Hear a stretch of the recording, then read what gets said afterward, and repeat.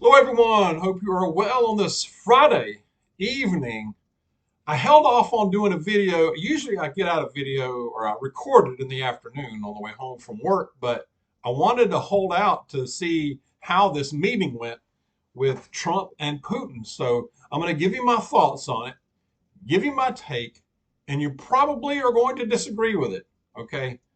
So hang in there and bear with me. All right. Do we have a deal? No deal? Maybe a deal in the future? I'll go into it here.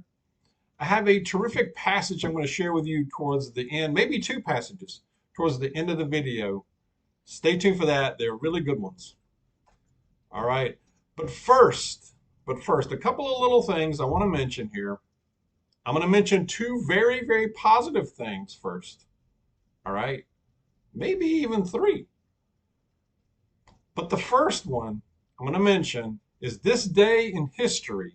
Today is August the 15th. We're slap in the middle of August, if you can believe that.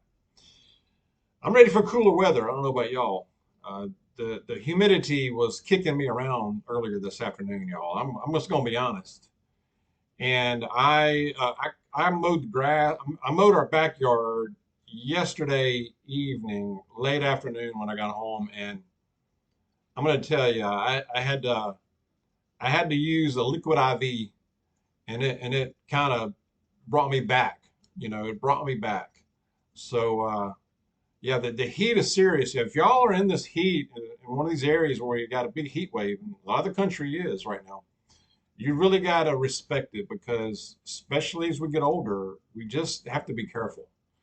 Heat exhaustion can jump on you before you realize it, and then you're into heat stroke territory. So you got to really be careful, right? This day in history, go back to 1971. Can you guess what I'm going to tell you about? Don't Google it. All right, 1971.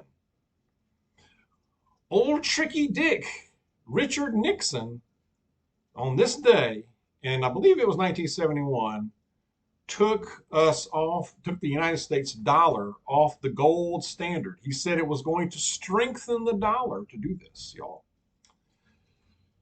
Oh well, we see what happened, right? Took us off the gold standard.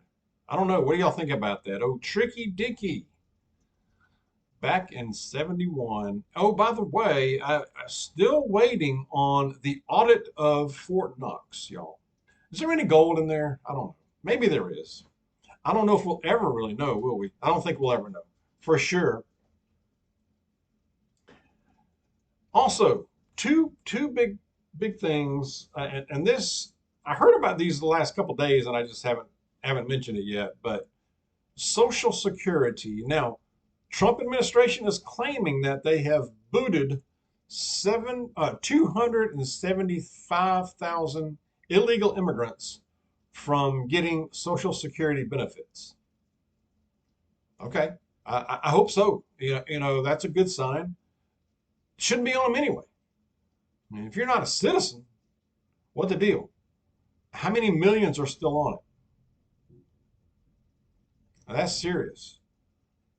You know, we pay into it all these years, and we're citizens. So do it for all of them. Boot them all off. I mean, what the heck? But that's a good sign. 275,000. I hope that's the case. I hope that's true. Also, Social Security related. Now, Trump is touting that he signed something to get, I guess, an executive order, no tax on Social Security for seniors. I don't know what the age is on that, but I hope that's the case too. That would be a huge boost to many of you, many of you. All right. Trump Putin meeting. Now, this was kind of historic if you think about it. Now, I have to give him credit. At least he's meeting. He's talking to our adversaries, his counterparts in places like Russia and other countries, many other countries. How many times did Biden talk to Putin? Was it any time? I can't remember. I don't think he talked to him at all. I think there might have been one video conference. I don't know. What do y'all, I mean, correct me, but Trump has had a good many phone calls already with him. And this was a face to face in Alaska, of all places. Very interesting. Now, before this meeting, Trump was claiming that there will be severe consequences if there is no deal done here. I did see a little piece of a interview when he was on Air Force One with I forget who it was. I think Brett Baer maybe from Fox, and he said a couple of interesting things. Trump said that right now the country's doing well and that we are getting trillions, billions from revenue in tariffs, that we are setting records economically and the stock market is doing well. Well, I don't know, y'all. If we're getting trillions, maybe just billions, but if we're getting billions in tariff revenue, I want to know how that is going to benefit the people. He didn't go into that, but that's what I want to know. And maybe maybe it will help down the road, but I'm not holding my breath on it, y'all. And setting records economically for who? I don't know. I you know I cringe when I hear those things because to the average Joe out here, to the average person, Joe and Jane, we're still seeing rising prices and seeing our electricity bills go up, insurance, taxes, food, gas, you name it. So to hear that we're getting billions in this revenue, is that helping the debt deficit? It'd be nice to know. Is it going to bolster Social Security? You know, so I don't know.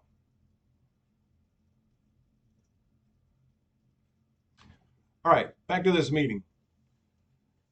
I don't know if I was listening to this when I was working much as I could, and I did see some video of when Putin came in, and there's the big long red carpet thing, and they were walking together. They had a flyover, which was pretty cool. I don't, looked like a B-2 bomber and some F-35 fighter jets buzzed the area right as they were walking along the red carpet. So that was interesting. And then they're walking right in the red carpet, right in between a lot of, I think those were F-35s that were parked there, and they're walking right through them. So a power play for sure. I thought that was pretty cool personally. I That's cool. I'm okay with that. I'm okay with that.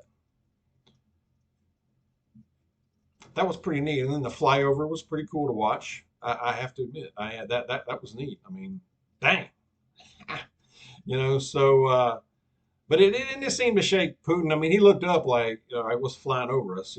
But before that, it looked like they got in the beast, the big limo that Trump rides in, and Putin got in there with him, and it was just kind of odd. It was just kind of interesting to watch them both get in the car and see them both in there together, which I would have loved them in a fly in there to listen, just to be able to hear what they were doing, what they were talking about. And very, very interesting. I heard somebody say, well, Putin doesn't speak English. You can't tell me that man doesn't know English, at least understands it. I mean, he spent all those years in the KGB. You don't think he knows English? He probably knows a lot more than he lets on, right? He probably at least understands it. And at the very least, I'm sure he speaks broken English. So he's probably dang fluent. He just doesn't let on to it. He was KGB, man. I mean, yeah, I'm sure the guy does. I'm sure he knows English. But anyway, it was interesting to watch some of the video of them shaking hands, walking together, and that kind of stuff. And again, I give Putin and Trump credit. He's actually meeting with these people. I mean, hello, you know, he's talking with them face to face. So they have this big meeting with both delegations meeting up for a while. It looks like it was about a 3-hour meeting. And then they had this press conference that happened a little while ago, and both presidents spoke. and Putin spoke a bit and just was talking about how, just general stuff, and he spoke to the history a little bit, and I thought it was kind of funny how he said that we're neighbors. If you look at the as far as how Russia goes all the way to the Alaska, almost to the Alaskan border, and he said when he shook Trump's hand, he's like, "Hey, neighbor, we are kind of neighbors that way, even though the ocean separates us on the other side." So that was funny. But so uh, Trump got up and spoke, and basically we didn't really get any specifics. We didn't get any details really from this. Uh, I was just making notes while listening to this. He said that Trump said it was a productive meeting. There was progress made. No deal, uh, no deal done, but we made a lot of progress. He said that we did agree on some key points, but not all of them. There's one important one that we did not agree on, but we made a lot of progress. He said, I'm going to make phone calls next to NATO and Zelensky.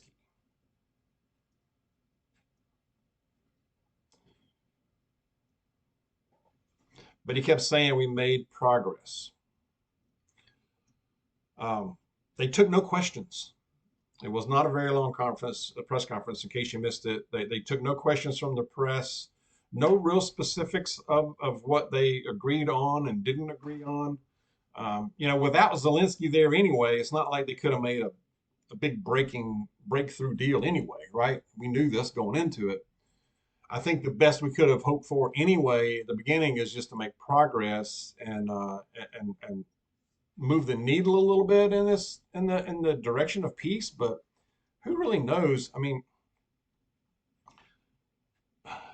the fact that Putin did come over here and land in Alaska and actually meet in person, I think there's something to that. I do. Now he's a wily fox now for sure. He really is, no doubt about it. I mean, obviously. Um, so I don't know. My take is that no deal, of course,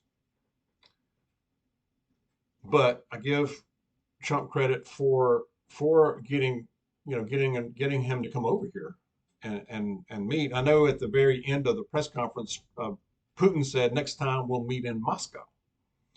Trump said something like, "Yeah, I'll take some heat for that, but we'll see." Yeah, but hey, why not go? But it just from looking at it from the outside, it does look like there's some mutual respect between those two guys. I think on some level, at least, they do enjoy uh, conversing with one another. At least it looks like that from the outside. I know a lot of people are trying to analyze the body language and all that kind of stuff, but just my overall impression is that the two guys, on a personal level, do kind of like each other a bit. Um, you know, well, but so I look at it as positive overall, but I'm just trying to be optimistic. I try to be optimistic about things anyway. Um, and then I thought about, Biden didn't come close to doing anything like this.